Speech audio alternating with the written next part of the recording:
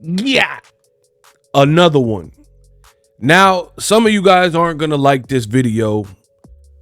Full transparency, full disclosure. The fight you want to see, Jaron Boots Ennis versus Vergil Ortiz Jr. is not happening next. Cancel that. I'll buy another one.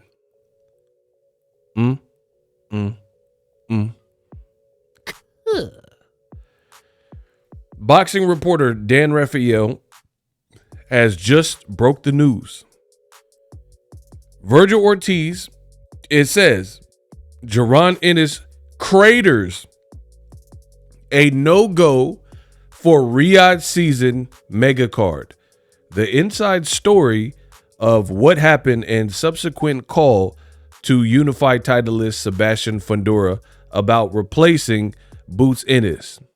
Read and sign up for his newsletter. Right there.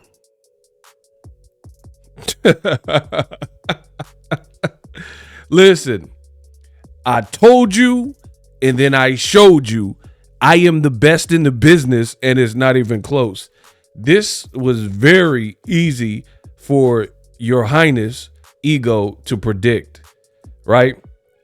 And we could get into some of the particulars, but I'm going to talk my talk. So this is Fight Freaks Unite. Shout out to them.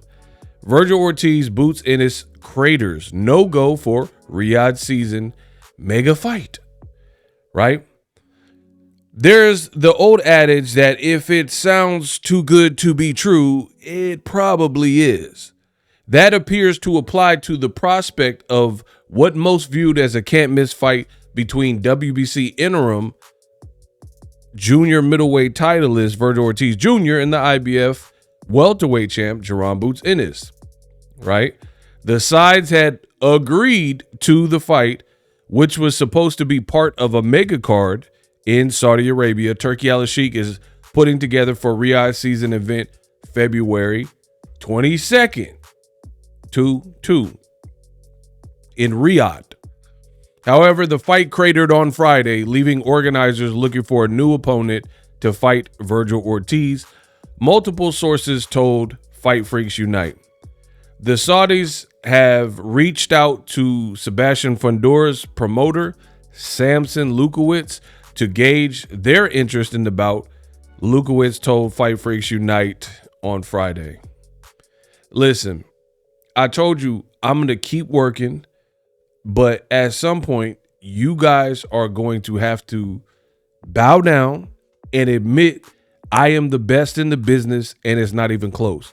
If you follow my channel closely, you will distinctly recall while others were hyping up Boots versus Vergil Ortiz, your boy Ego, I had my doubts.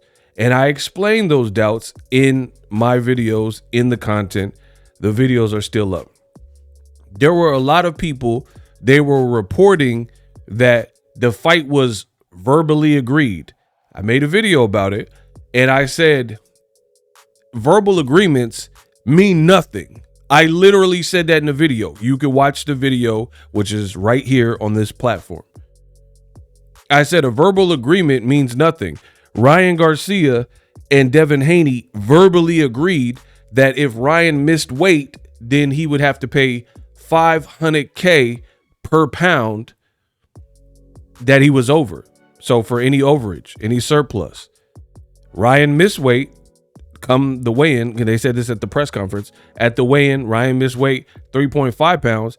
They went into negotiation and Ryan did not pay $500K per pound. In fact, for the total missing weight by almost 4 pounds, Ryan paid about $600K, $600 to $650K. So there's an example by yours truly of a verbal agreement that means very little. And I told you this when I made videos. Everybody else was like, you had a bunch of content creators and, you know, people, deadline writers. They're writing all these articles, fake hyping people up for this particular fight. And I wasn't impressed. And I told you that. And then now Dan Rayfield is reporting that the fight has collapsed. Now, some people are like, oh, but Dan Rayfield, how do you know he's telling the truth? Oh, okay. Well, this is earlier before Rayfield's article. This is, you have Rick Marinigan, who is the manager of Vergil Ortiz, and he wrote the Passion of Christ, Proverbs, and he put, Jaron Ennis, you said you wanted Vergil Ortiz at 154 about 22 times. Your father said blah, blah, blah. And he wrote this whole thing saying, what's up? Do you want to fight us? Blah, blah, blah. So clearly that's not a good sign either, And mind you, all of my videos talking about this came out before the Dan Rayfield article and before this post from Vergil Ortiz's promoter. I knew it. You guys, dare I say, some boxing fans are just slow. There's something, I don't know if it's you graduated, chemical imbalance. I'm not sure what it is. But boxing fans tend to do this, where they want to play games with boxing ego, play dumb, and then fall for the okie doke, and then it's the bait and switch. And then when it happens, they act shocked. Oh, what do you mean? Oh, I was looking forward to the fight. Oh, I bought hotel tickets. Oh, no. I told you, it's boxing. It ain't over till it's over.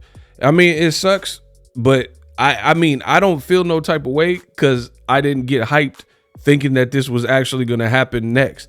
I told you, show me. Don't tell me about nothing. Show me. And then now we're here, and then they're saying the fight is not happening. And, people are going to pick sides, the usual. Some are going to blame Boots.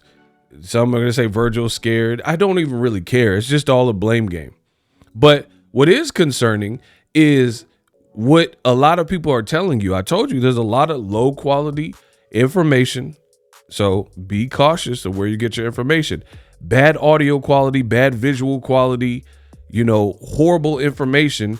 And you guys as consumers are pretty much wasting your time listening to all these boxing opinions. And there's a lot of people that don't know what they're even talking about. Meanwhile, your boy Ego told you that show me this fight because I wasn't convinced. I've said the same thing over and over. The content speaks for itself. If you truly want to make a fight, negotiating in the public eye is by far the dumbest thing you can do, right? Because that's not how real business is deciphered. That's not how real business is done.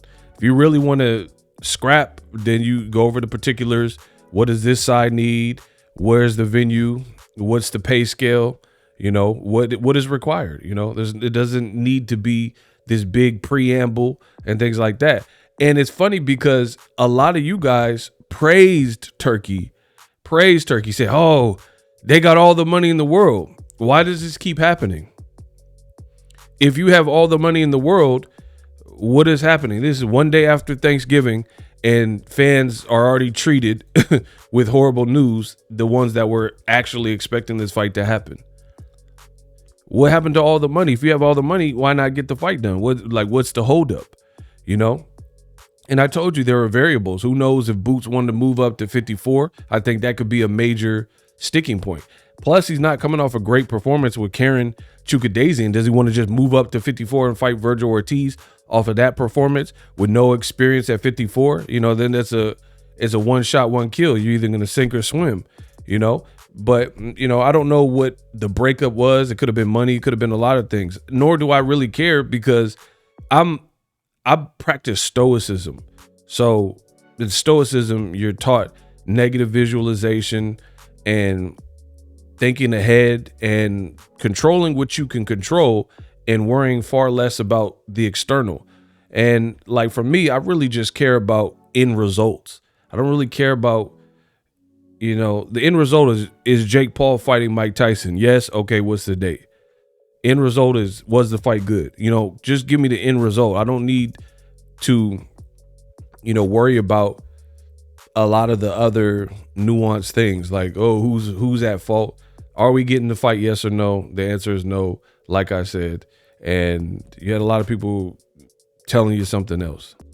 And to further illustrate my greatness, for those who still are in disbelief that I am really as good as I say I am, here's some tweets. So this was before this news even broke. You guys see it. November 27th at 1:18 in the morning, right?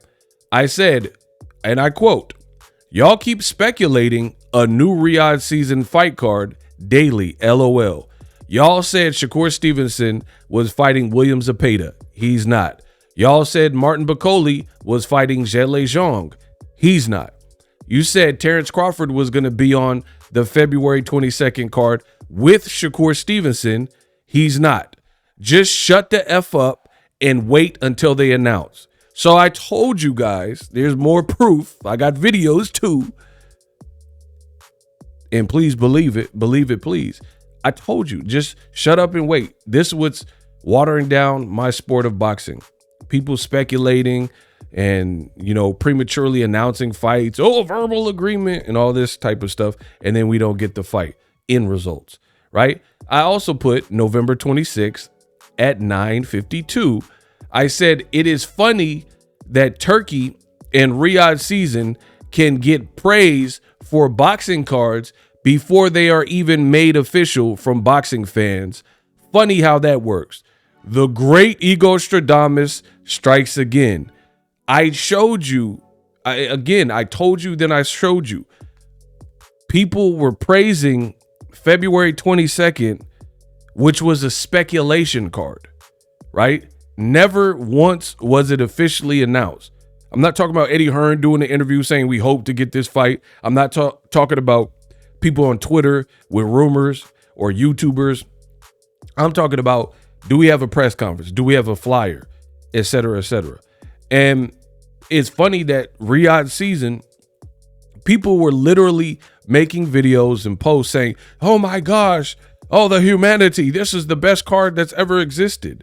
You don't even know what's on the card because the card was never announced. And then now we find out one of the major selling points and one of the major sticking points of that February 22nd card is now kaput, which is obviously Jaron, Ennis, and Vergil Ortiz, which would have been a good fight, but coulda, shoulda, woulda.